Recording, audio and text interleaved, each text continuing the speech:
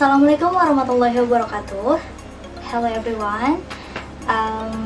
How's your life in this situation?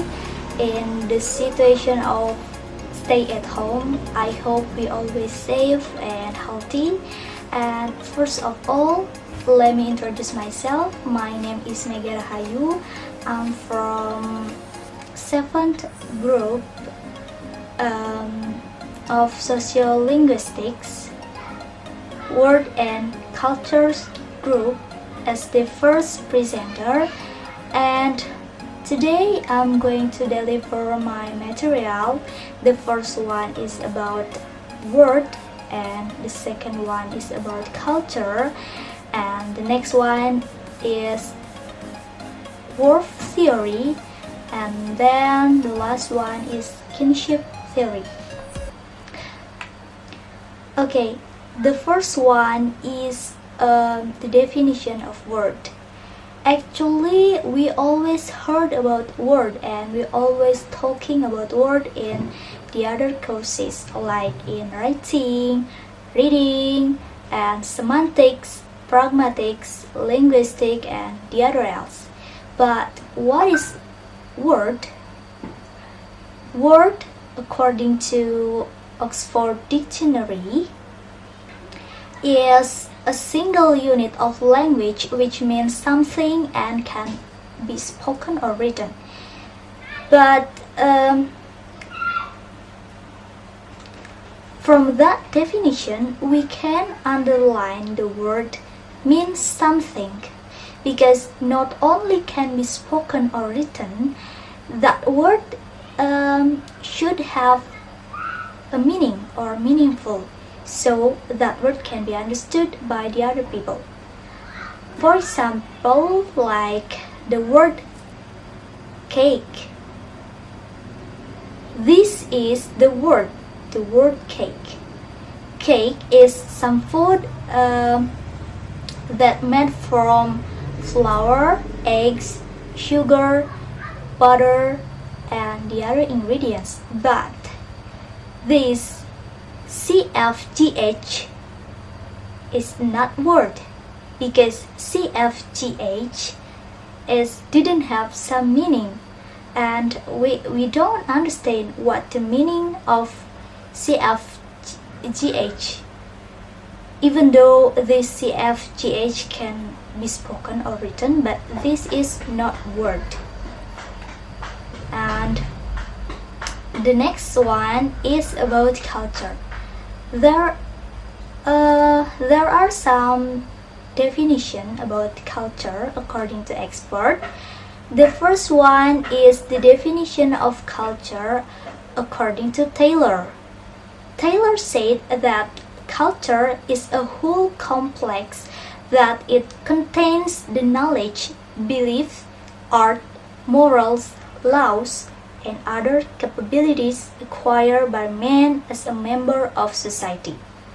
From this understanding, we can know that this culture is everything that is within human or society. And the next definition is culture according to Haviland. Haviland said that culture is a set of rules and norms that are shared by members of the public, which is carried out by its member, will bear behavior deemed feasible and can be received by all communities. Same as the previous understanding, but according to Haviland, culture is even more clear by stating that in culture there are eligibility standards in the form of norms or rules. And the third definition is according to Cooper.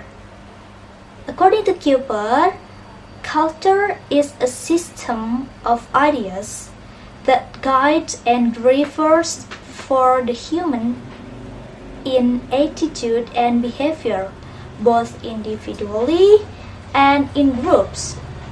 furthermore, according to Cooper, that this culture will direct human attitude and behavior. From those definitions, we can underline the words society, behavior, and communities.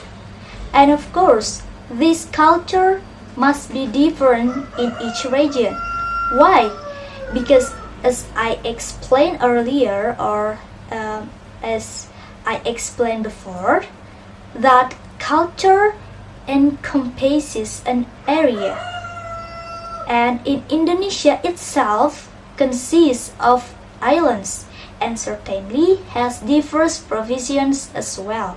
For example, and the next material is about Whorf theory. Whorf is a Sapir student that has some hypotheses about linguistics. The first hypothesis is linguistic relativity hypothesis, and the second is linguistic determinism. The linguistic relativity hypothesis states that language differences cause differences in the minds of people who use that language, and linguistic determinism states that the structure of linguistic influence the way individuals perceive and reason the perceptual world. In other words, the structure of human cognition is determined by the categories of structure that already exist in language. So, from these two hypotheses, Whorf states that this language can determine a person's thinking. Previously, Whorf was a worker as a firefighter, and according to Whorf, language can determine a person's mind, even can sometimes endanger himself, like the word empty. Empty, which is often understood as there is nothing in it, like a former oil barrel that is considered empty and doesn't contain everything. Even though empty in chemistry, used oil barrels can still explode if exposed to heat. From this, Whorf thinks that a person's mindset has been determined by his language. And the last material is kinship theory or kinship system. Kinship system is a system that determines who is called what is based on kinship. It is not individual behavior that makes them called something. The creator of kinship theory is David Snyder. According to him, or according to Snyder, this kinship system is a cultural system that not every region has the same system, and this is also relates to the culture that we discussed before. And this is because the kinship system doesn't have to be in biological children born from the mother's womb. For example, as an example given by Snyder about culture in America, that the call of a child doesn't have to be only a biological child, but can also be adopted, because according to him, the culture there is indeed like that. Many people who have adopted children even have different race, but the child is still considered a child because his position is indeed a child, no matter what type of child it is. And maybe that's all for me.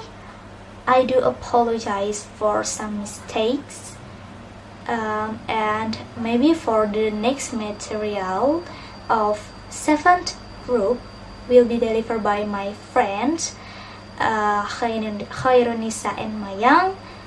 Thank you very much. Wassalamualaikum warahmatullahi wabarakatuh.